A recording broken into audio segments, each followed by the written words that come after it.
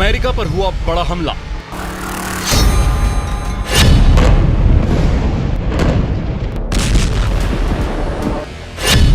Israel के दुश्मनों ने घेरा।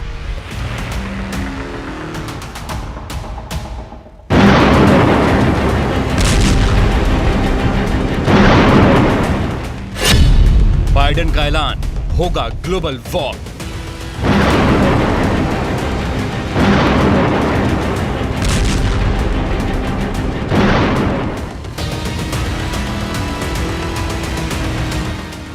दुनिया में दो बड़े मोर्चों पर जंग जारी है। इजराइल और यूक्रेन की जंग ने दुनिया को दो हिस्सों में बांट दिया है और अमेरिका इन दोनों ही जंग में बहुत ही अहम भूमिका में खड़ा है। लेकिन रूस और यूक्रेन की जंग से अलग हमास और इजराइल की जंग ने अमेरिका को ज्यादा मुश्किल में डाल दिया है।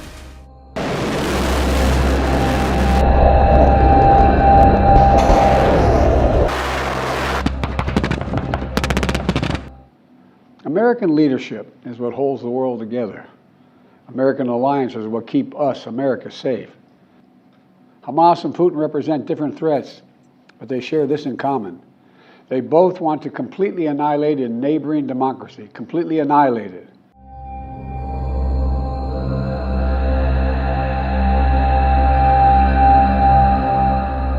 एक देश की दूसरे देश से जंग और उन दो देशों में किसी एक को चुनकर उसका समर्थन करना एक बात है। रूस और यूक्रेन की जंग को अमेरिका नेटो मुल्कों तक पहुंचने नहीं देना चाहता, इसीलिए यूक्रेन की सैन्य मदद कर रहा है।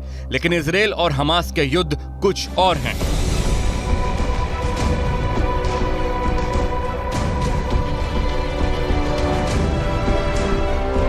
एक तरफ हमास है जो मौजूदा इजराइल को फिलिस्तीन मानता है और उसे हासिल करके पूरे क्षेत्र को इस्लामिक राष्ट्र बनाना चाहता है, तो दूसरी ओर वो यहूदी हैं जिनके पास कभी जमीन नहीं थी, जिनके पास अपनी सेना नहीं थी, लेकिन आज वो एक राष्ट्र है और वो इसे किसी भी हाल में छोड़ना नहीं चाहता।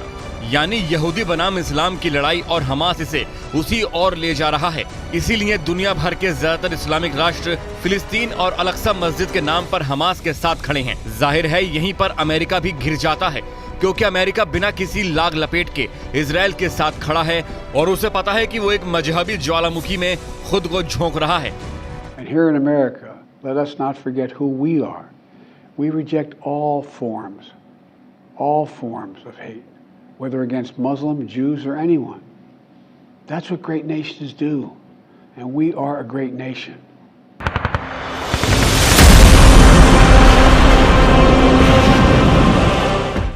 इजराइल और हमास की जंग में अमेरिका के कूदने से पहले ही ईरान ने अमूमन हर रोज अमेरिका को धमकी दी कि अगर वो गाजा पट्टी में हमले करने के लिए इजराइल की मदद करता है तो उसका खामियाजा अमेरिका को भी भुगतना होगा, और यही हुआ।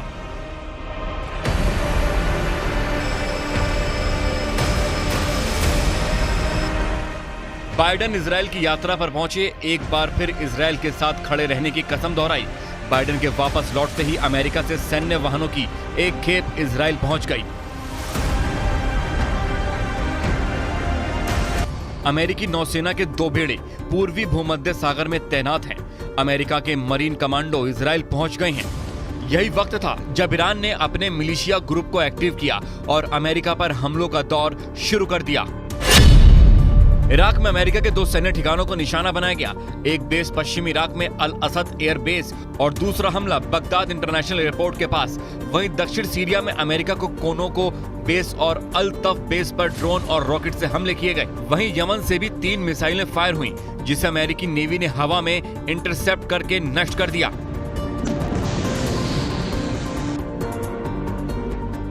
पश्चिमी एशिया और खास तौर पर खाड़ी मुल्कों में अमेरिका की फौज ने लंबा वक्त बिताया है और एक समय ऐसा भी आया जब अमेरिका को लगा कि इराक और अफगानिस्तान में आतंकियों और विद्रोहियों से उसकी जंग एक नासूर का रूप लेने लगी है और अमेरिका ने यहाँ मिलिट्री की मौजूदगी को कम करके अपना पूरा फोकस हिंद प्रशांत क्षेत्र में लगा दिया। लेकिन एक बार फिर अमेरिकी फौज की मौजूदगी दुनिया के इस हिस्से में बढ़ने लगी है और ये मौजूदगी इसलिए बढ़ी क्योंकि इजराइल और हमास में युद्ध शुरू हुआ, जिसे ईरान से प्रायोजित बताया जा रहा है और अब ईरान से ही प्रायोजित हमले अमेरिका पर होने लगे हैं।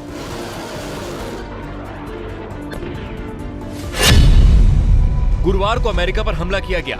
इराक में अल असद एयरबेस पर हमला हुआ। पश्चिमी इराक के इस बेस पर अमेरिका की सेना तैनात है।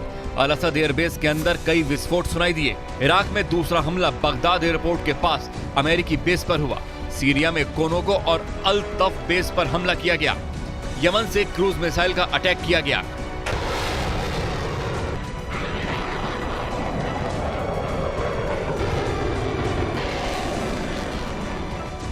इराक के हमले के दौरान एक अमेरिकी कॉन्ट्रैक्टर की दिल का दौरा पड़ने से मौत हो गई।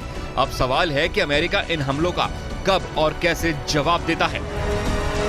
And while I'm not going to forecast any potential response to these attacks, I will say that we will take all necessary actions to defend U.S. and coalition forces against any threat. Any response, should one occur, will come at a time and a manner of our choosing.